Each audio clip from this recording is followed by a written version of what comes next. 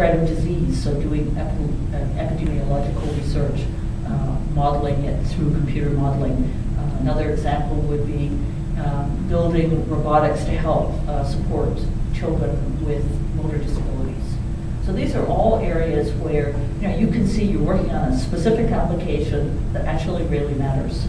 So what has happened over the 3 years? Well, we used to be, like pretty much everyone else, we have between 25 and 30 majors graduating each year in computer science, and between 2 and 4 would be female.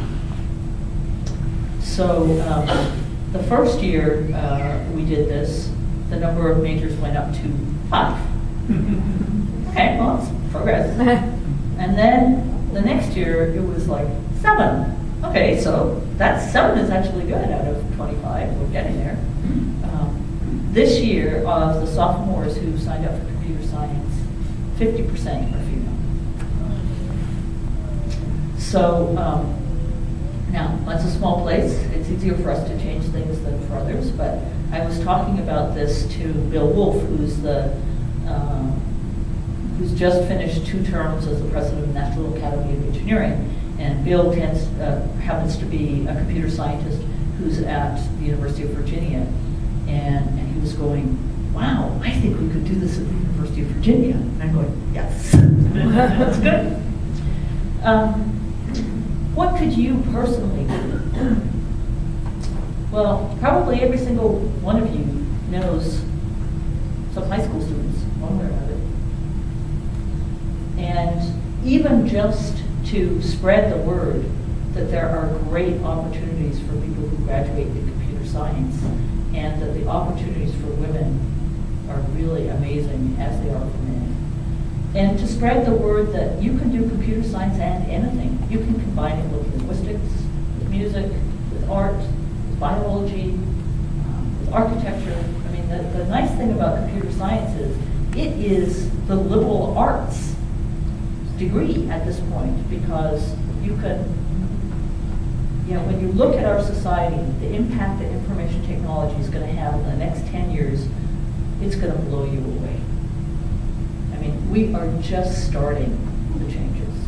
And the people who understand the technology and who can be creative with it, and also have the people skills to be part of a team, who have the communication skills to be able to communicate well with others, those are the people who are going to have amazing lives and make amazing contributions to society. And I think there's an awful lot of women out there who can do that. The last thing I'll say is, you are never too old to learn something new. And I happen to know, we started a program while I was at the University of British Columbia, which is where I was before I went to Princeton, called Alternate Routes to Community. And we had people, I think our oldest person who started that program was 50 years old.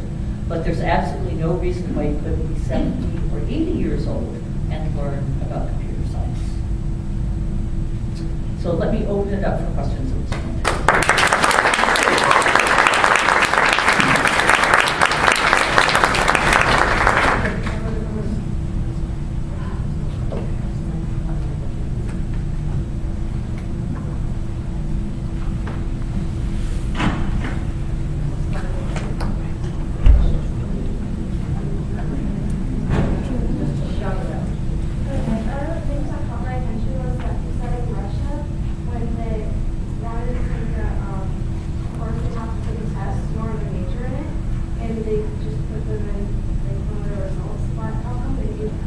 This is actually not Russia, but Turkey.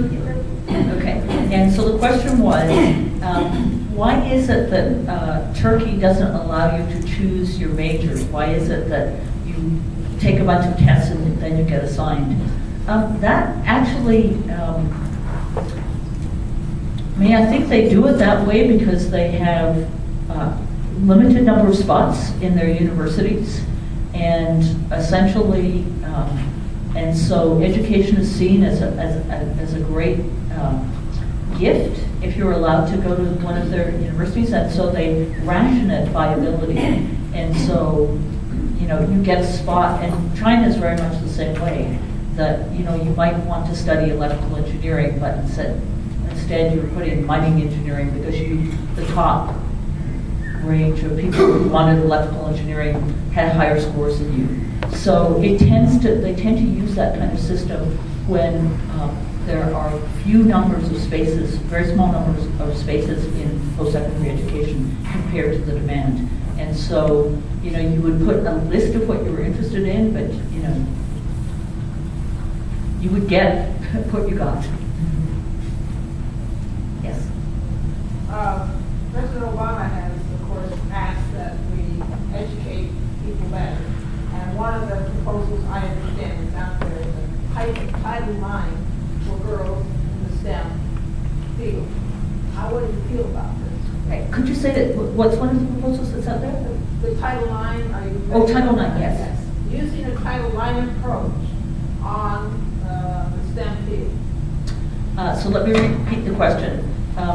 As most people know, Title IX has been used to increase access for females to athletic programs in post-secondary education. And a number of people have said, and the way it works is that if you're found to be not in compliance, your institution's ability to receive federal funding is compromised. And everybody, including private institutions like Harvard Med College, receives federal funding through things like the National Science Foundation and so on. And so one of the things that is being discussed, because the participation by women in some areas of like computer science and physics and some areas of engineering has been so low, is that the federal government would start to apply Title IX to institutions. So I'll just say, I'll say that generally I'm in support of this in the following sense. For example, in computer science, every institution that I know of that has done the kinds of things that Harvard Med College has done has seen a significant increase in the number of women majoring in computer science. And the kinds of things I describe are not extraordinarily expensive nor particularly difficult.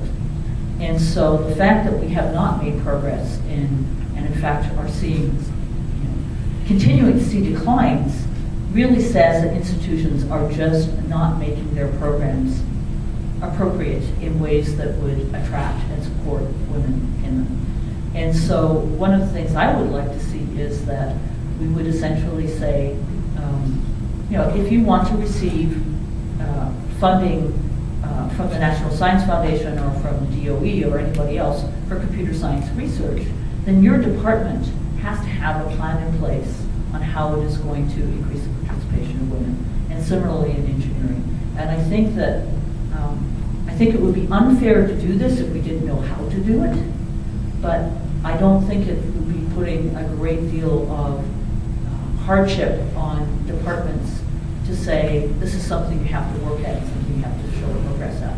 So I'm actually strongly in favor of something like that happen. Right now there are federal grants for quote-unquote broadening participation in computer science, and they seem to be having a real impact, but I would like to see a little bit more teeth out there, because there's still lots of computer science departments where the guys will just say, if they were interested, they would come. Yes? We have a working mic. Would you care to comment on Larry Summers' experience at Harvard about the gender issue? Yes, what a great question. So let me start by saying I happened to be in Boston the weekend that Larry Summers made his remarks on a Friday about the possible reasons for why there were so few women in the most in high levels of science and engineering faculty at elite institutions. And I was having breakfast on the Monday morning with Wes Harris, who is, I think, was the first African American to receive a PhD in aerospace engineering. At that time, he was chair of the Aerospace and Astronautics Department at MIT. And I was going, I said something like, imagine if he'd said something like that about African Americans. And then Wes and I just looked at each other and we went, he did say something like that about African Americans. So the first thing is, when you are president of the most famous and distinguished university in the world, which Harvard would definitely claim to be, you have a responsibility that goes beyond your own personal needs. And even as president of Harvard, my college, I have a responsibility that goes beyond my own personal opinions. In that, if I'm speaking at a conference or even speaking at an event like this, I am president of Harvard, my college, and my remarks will be thought of reflecting on my institution. And I think every college president except for Larry Summers at that point would have agreed with that. The second thing is,